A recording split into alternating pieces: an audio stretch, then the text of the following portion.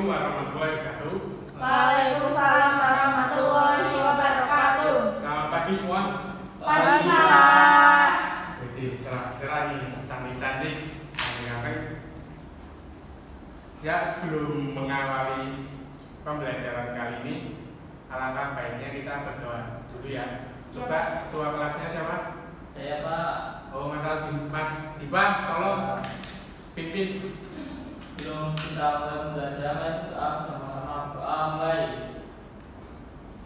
Doa selesai. Oke, Bapak akan mengabsen kalian terlebih dahulu. Apakah ada yang tidak masuk? Coba ya. Ya. Mbak Kurotola ini, Ada Pak. Mbak Fatma, Hadir Pak. Mas Aldino, Hadir Pak. Mas Andi, Hadir. Mas Dipa. Hadir Pak. Oke, ini ya ini. Iya Pak. Jangan semua. Nah, kali ini ada yang tahu kita akan belajar tentang apa? Lupa Pak. Lupa. Oke, kita akan belajar tentang cerpen. Oh cerpen. Ada yang tahu tentang cerpen? Cerpen itu cerita pendek Pak. Nah, lebih itunya Mas Dipa. Saya Pak. Apa? Prosa yang berisi gagasan, pikiran, pengalaman yang diimajinasikan dan membentuk sebuah peristiwa dengan satu peristiwa puncak. Oke, di dalam cerpen ini ada ciri-cirinya. Ada yang tahu ciri-ciri cerpen? Saya. Apa Mbak Kurotola ini? 1. Memiliki jumlah kata tidak lebih dari 10.000 kata. Oke.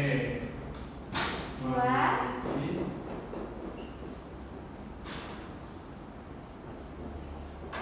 jumlah kata.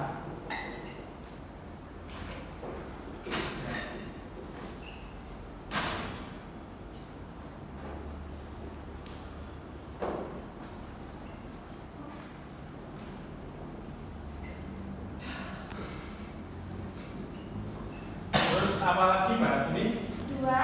Dua. Kebanyakan mempunyai isi cerita yang menggambarkan kehidupan sehari-hari. Kebanyakan memiliki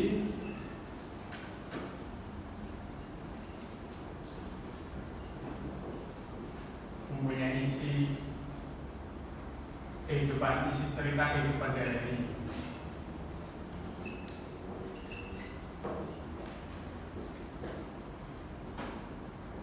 Yang ketiga, Pemilihan katanya sederhana. pemilihan kata sederhana.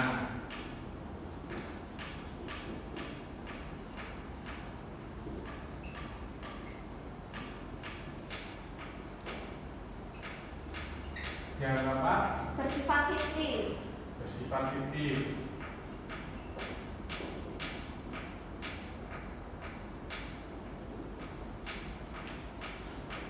Kelima, Menceritakan satu kejadian saja. menceritakan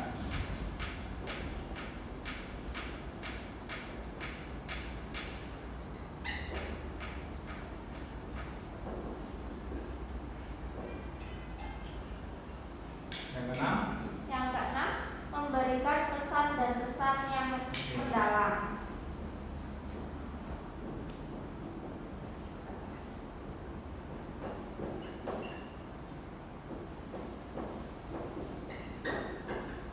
Nah, ini adalah ciri-ciri cerpen nada 6. Yang pertama memiliki jumlah kata tidak lebih dari 1000 kata. Yang kedua kebanyakan mempunyai isi cerita sehari-hari, atau bisa jadi ceritanya tuh cerita hewan, bisa jadi itu maksudnya cerita pendek fabel. Terus memiliki kata-kata sederhana yang maksudnya yang bisa dipahami oleh anak-anak, terus oleh yang umur 15 tahunan.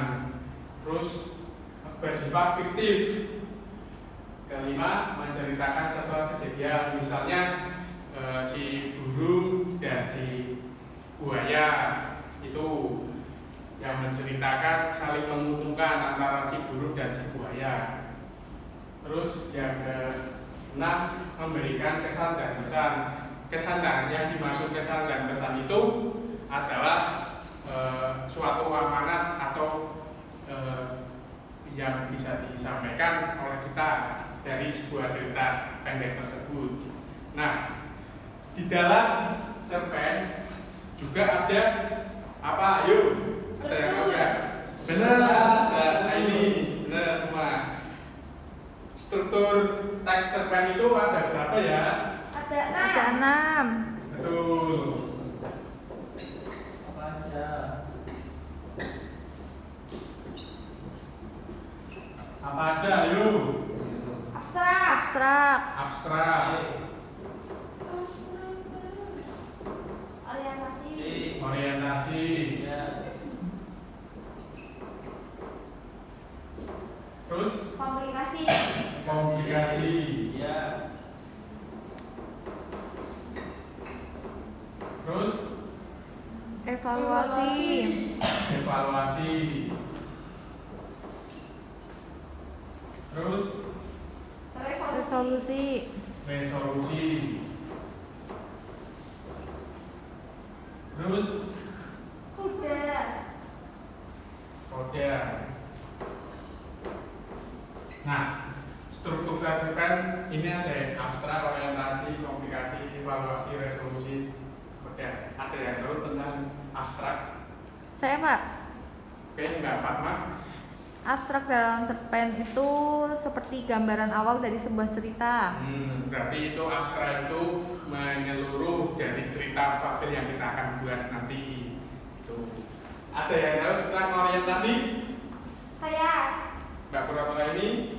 Orientasi merupakan hal-hal yang berkaitan dengan latar cerita seperti latar tempat, latar suasana, dan latar waktu. Oke, benar. Ada yang tahu tentang komunikasi? Saya Pak. Asal Dino. Ya. Komunikasi adalah struktur cerpen yang mencakup urutan kejadian atau permasalahan yang memiliki hubungan sebab akibat Pak. Oke, benar Asal Dino. Terus yang keempat, evaluasi ada yang tahu? Saya Pak. Bapak apa lagi? Evaluasi itu bagian yang menceritakan klimaks permasalahan dalam cerita. Oke. Yang kelima, resolusi. Apakah yang jawab?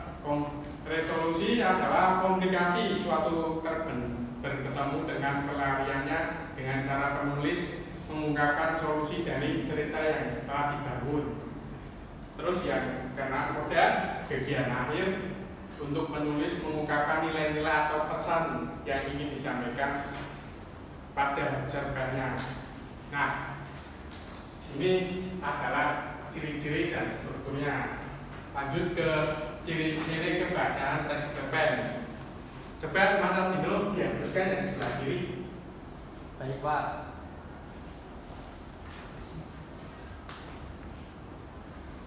Iya Pak. Ya.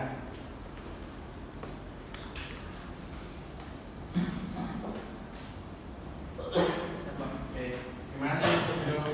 Ciri-ciri kebahasaan teks cerpen.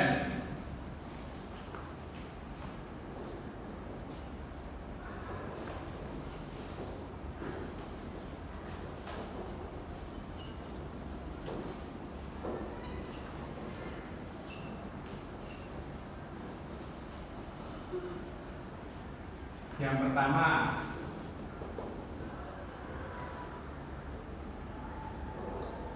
teks cerpen memerlukan penulisan deskripsi yang jelas atau efektif. Atau pertama, penulisannya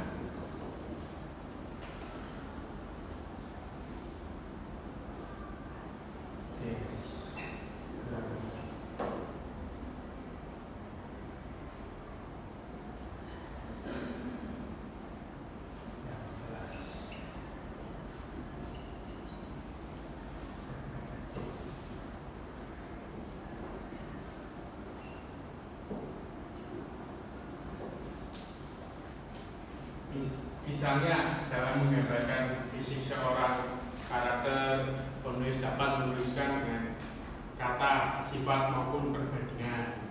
Begitu pula dengan latar cerita, penulisan dapat menggambarkan dengan perwujudan benda atau situasi yang ada. Kemudian untuk membuat cerpen semakin efektif,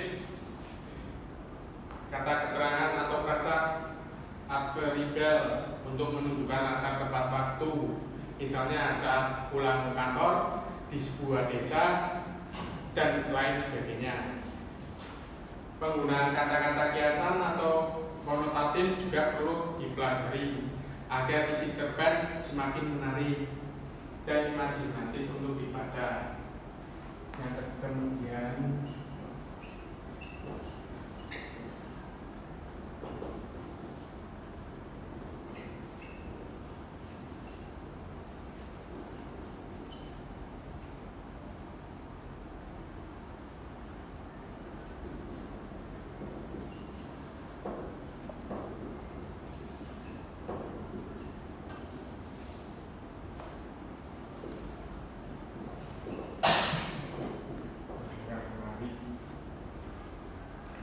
terus yang terakhir, cerpen juga memerlukan penggunaan bahasa informasi maupun semi formal yang sesuai dengan aturan pedoman umum ejaan bahasa Indonesia. Terakhir,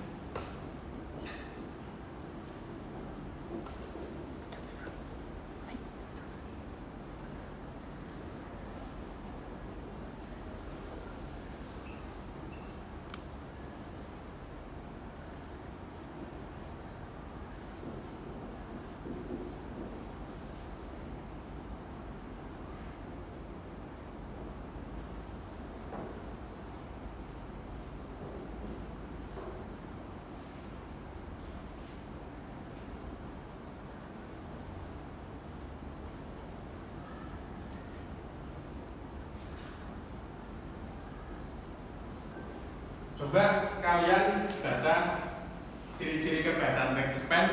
Ada 3. Yang pertama, Penulisnya, penulisan penulisannya deskripsi yang jelas dan efektif. Kedua, Teks cerpen harus berisikan kata yang menarik. Dan yang ketiga, cerpen juga memerlukan penggunaan kata sesuai PUEDI atau pedoman umum ejaan bahasa Indonesia. Nah, untuk itu Bapak akan memberikan contoh teks cerpen yang nanti kalian amati, dan nanti Bapak akan memberikan tugas kelompok untuk menemukan struktur teks cerpen tersebut. Ya, Pak. Coba Mas Aldino, ini dibagi, tolong. Baik, Pak. Oke, Bapak beri waktu 5 menit untuk membacanya ya.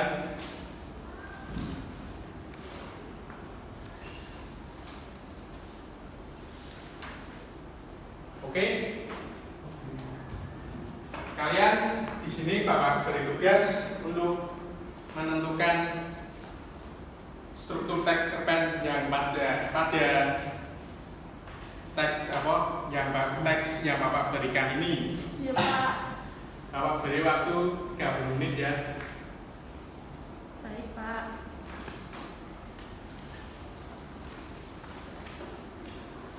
Sudah selesai? Sudah. Oke. Coba Mbak ini tolong dibacakan ke depan hasil pekerjaannya dan perwakilan kelompok A. Silakan. Saya perwakilan kelompok 1 izin membacakan hasil diskusi yang telah kelompok kami diskusikan ya, Pak. Oke. Jadi abstrak, pertama abstrak. Cerpen Tikus dan Manusia karya Jacob Sumarjo merupakan cerpen yang menceritakan tentang sekumpulan tikus yang menjadi pengganggu manusia. Oke. Kemudian orientasi, entah bagaimana cara tikus itu memasuki rumah kami tentang sebuah misteri. Komplikasi, Mas cepat ambil pukul besinya. Istri saya mengambil pukul besi di dapur dan diberikan kepada saya. Ketika mau saya hantam kepalanya, istri saya melarang sambil berteriak, "Tunggu dulu, pukul besinya dibungkus koran dulu." Kepala tikus juga dibungkus koran, darahnya bisa nggak kemana-mana. Oke. Selanjutnya evaluasi. Cukup. Cukup? Sampai Mas Aldino untuk membacakan hasil pekerjaannya. Bacaan yang evaluasi, resolusi, dan kode ya Mas Aldino. Baik Pak. Ya, evaluasi beberapa hari setelah itu istri saya mulai kendor ketegangannya. Kalau saya lupa menutup kopi, biasanya dia marah-marah kalau kopi susu itu disilat tikus, tapi sekarang tidak mendengar lagi sewotnya. Nah, yang resolusi, istri saya bergidik menyaksikan bayi-bayi tikus merah itu. Bunuh dan buang ke tempat sampah, kata istri saya. Ah, jangan Bu, mau saya bawa pulang, mau melihat tikus. Tanya istri saya heran. Ah, ya tidak Bu, bayi-bayi tikus itu dapat dijadikan obat kuat, jawab Mang Maman sambil meringis. Ya, yang koda, tikus-tikus tak terpisahkan dari hidup manusia. Tikus selalu mengikuti manusia dan memakan makanan manusia juga. Meskipun bagi sementara orang, terutama perempuan, tikus-tikus sangat amat menjijikan. Mereka sulit dimusnahkan. Orang melawan tikus ini tidak akan pernah berakhir. Saya masih menunggu pada suatu hari istri saya akan terdengar teriakannya lagi oleh penampakan tikus-tikus yang baru. Oke, kita semuanya kita hasilnya dikumpulkan ya untuk baru. Oke. Nah, berhubung kalian sudah pada paham tentang materi kali ini, Bapak ada suatu games yang nanti kalian jawab, ada hadiahnya.